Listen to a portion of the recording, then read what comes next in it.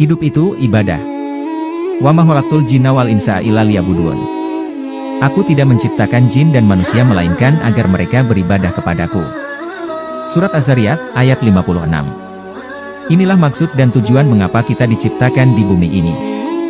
Hanya untuk ibadah kepada Allah Subhanahu wa Ta'ala. Menjadi hambanya yang wajib taat tanpa maksiat. Jika taat maka menjadi kebaikan dan jika maksiat menjadi nilai keburukan. Kemudian pada akhirnya di akhirat akan menjadi timbangan amalan. Setiap amalan akan dihitung sekecil apapun nilainya. Allah berfirman dalam surat Al-Zalzalah ayat 7 dan 8, maka barang siapa mengerjakan kebajikan seberat zarah, yang sangat kecil sekali, niscaya dia akan melihat balasannya. Dan barang siapa mengerjakan kejahatan seberat zarah, yang sangat kecil sekali, niscaya dia akan melihat balasannya. Dan kemudian hasil timbangan ini akan mengantarkan kita akan kemana tempat kehidupan abadi selanjutnya. Ke dalam surgakah? Tempat tinggal yang di dalamnya penuh dengan segala kenikmatan. Ataukah neraka? Tempat tinggal yang isinya hanyalah siksaan dan derita saja. Allah Subhanahu wa Ta'ala berfirman dalam surat Al-Qari'ah ayat 6 sampai ayat 9, maka adapun orang yang berat timbangan kebaikannya, maka dia berada dalam kehidupan yang memuaskan.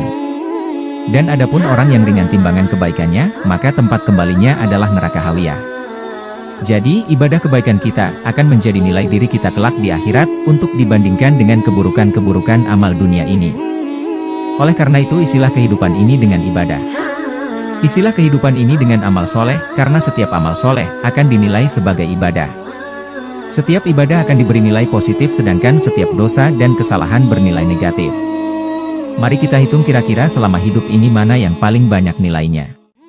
Mumpung masih ada waktu, ayo kita kumpulkan amal soleh, ibadah kita agar kita semua beruntung. Allah berfirman, demi masa. Sungguh, manusia berada dalam kerugian, kecuali orang-orang yang beriman dan mengerjakan kebajikan serta saling menasihati untuk kebenaran dan saling menasihati untuk kesabaran. Surat Al-Asr ayat 1-3. Jadikan setiap helaan nafas ini ibadah. Setiap detik masa dalam kehidupan ini harus bernilai ibadah. Hidup ini harus jadi ibadah.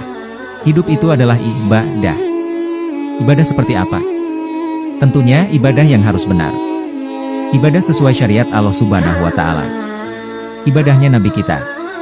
Ibadahnya Rasulullah Muhammad Sallallahu Alaihi Wasallam, sang teladan umat, uswatun hasanah.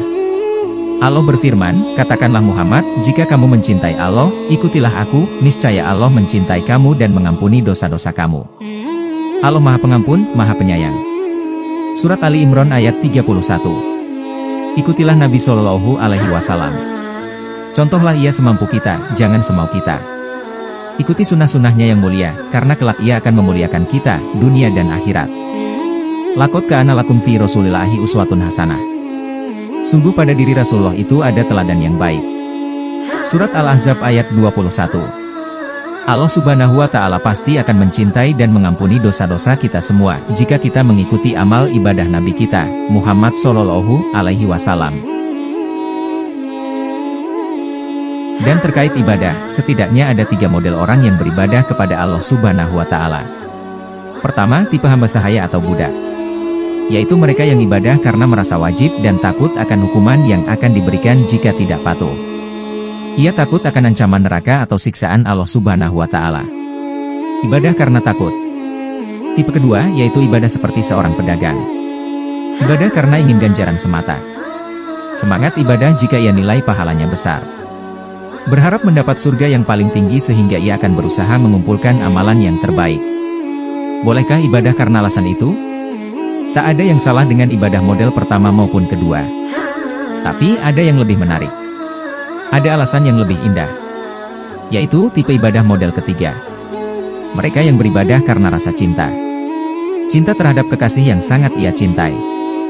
Ibadah yang melahirkan rasa nikmat, sehingga ia selalu ingin berlama-lama dalam ibadahnya. Selalu rindu ingin beribadah dan beramal. Rindu menunggu kesempatan datangnya waktu untuk beribadah lagi, karena ia mendapatkan rasa nikmat akibat cinta. Bahkan, ia pun tak sadar betapa lama ia beribadah. Seperti makom Rasulullah, saat ia sedang sholat malam. Begitu lama baginda sholat hingga tak sadar sampai kakinya bengkak akibat lamanya ia ibadah sholat malam. Begitu lama berdiri, hingga dalam rakaat baginda Nabi membaca surat Al-Baqarah yang begitu panjang, dalam satu rakaat. Bagaimana mungkin bisa dilakukan kecuali karena rasa cinta pada Sang Pemilik Kalam, Allah Subhanahu wa Ta'ala.